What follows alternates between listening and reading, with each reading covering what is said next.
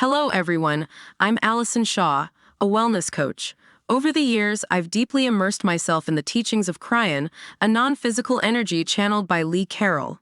Today, I'm excited to share with you a condensed excerpt from one of Kryon's enlightening videos, narrated by John Burnside. Be sure to stick around until the end for a special announcement. Greetings, dear ones. I'm Kryon of Magnetic Service.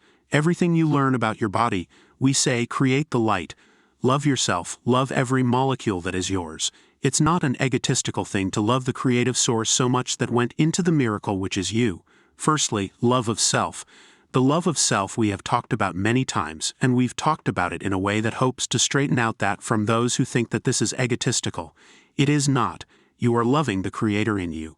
What do you think would be a fear, one of the greatest fears that so many have, even though they say they don't? If you have spent a lot of time working on this beautiful body of yours, if you've brought it to health, if you had healing, if you're feeling light, if you are pleased with your life and peaceful with all that is, what would be the worst thing that could happen to you that you might fear? And that would be then it all stops. The word is death. Death is our final fear for this month. Now when you speak to many light workers, they'll tell you this. I'm not afraid of death because I have a greater idea of what happens after I go. And that particular statement is very, very true, and they're very kind with themselves in saying it. And they're being accurate to a certain degree. But I'll tell you this, dear ones, no one of you wants to let go of the creative energy that is in you, because at some times, all of these things will occur to you. Did I get it right? You know, there is no place where you can pick up a communication device and talk to those who passed. Instead, you will have the intuitives who will help you with a channel that opens where you can get not voices and not clarity, but intuitive signals perhaps to the other side of the veil. And all this comes together so that it doesn't seem to prove anything to anyone. Then what about no religion? There's no religion on the planet, no organized religion anywhere who can point to the afterlife and prove it. All of these things in the doctrines that we've talked about, whether you're going to be punished or not punished, where do you go, what do you do, and this is all on purpose, dear one, so that you cannot reach across and be certain, and that requires you to have faith, but more than that, it requires you to have intuitive thoughts about your own death. One of the greatest things that's going to happen in this shift will be the increase in the science of longevity. And through the next few years, you're going to see ways of staying healthy longer, staying on this planet longer, and you're going to see a marked coordination between short life and fear, worry and anxiety. And there will then be those set up to help clear those things specifically for you, so that you will not waste a life in so many short years by not understanding that what you think can create your own demise, and what you think can also create tremendous longevity, going way past the charts and graphs of any medical association or doctor, where they will look at you and they'll say, I don't understand why you're living so long, look so good, and why your body doesn't know you're older. That's what's going to happen. But in the meantime, it doesn't thwart that last fear. Did I get it right? When I pass over, what's the first thing that's going to happen? Third is the near-death experience. I want to return to the only evidence that truly has ever been seen, and it comes at a funny place. We have spoken of this before. We'll speak of it again. Because the evidence comes right from the operating table in hospitals and major institutions where a person seems to have died, and their heart has stopped and their body starts to be cold. The pronouncement is almost made when they're either resuscitated or by themselves they come back to life.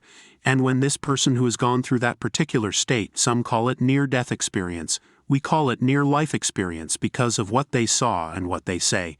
Quite often, that patient will recover in the recovery room, face off with a surgeon, and in all seriousness and anger say, why did you bring me back? And this has happened over and over and over.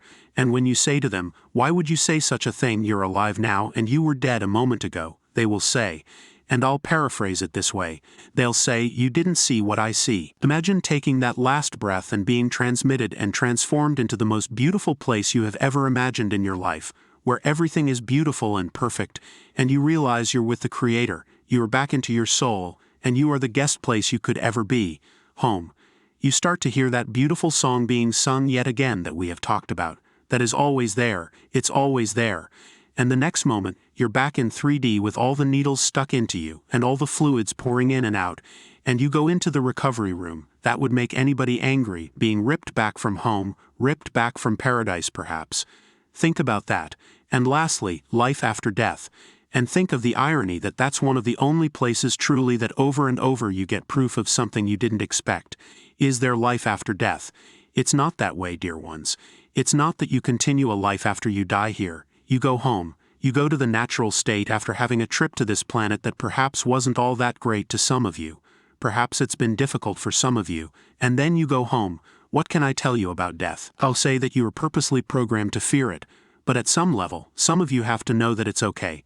And the ones that I would speak to are anyone here, anyone listening, to have this marginal fear or dreadful fear of their last breath. It isn't what you think.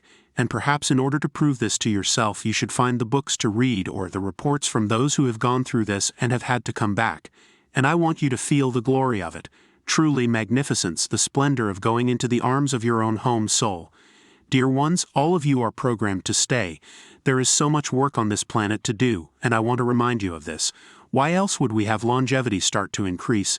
Some of the ages you read about in Scripture, hundreds of years being lived by some of the prophets and some of the masters, that was not typo, dear ones, that was true.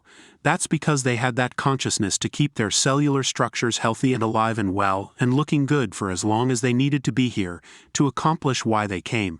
And suddenly, what is the task of all of you here now? And that is mastery. You start to pick up the wisdom of the masters so you can start living it. And the entire reason is to create a planet that is not always in trouble. And so it is. Hello once more, this is Allison.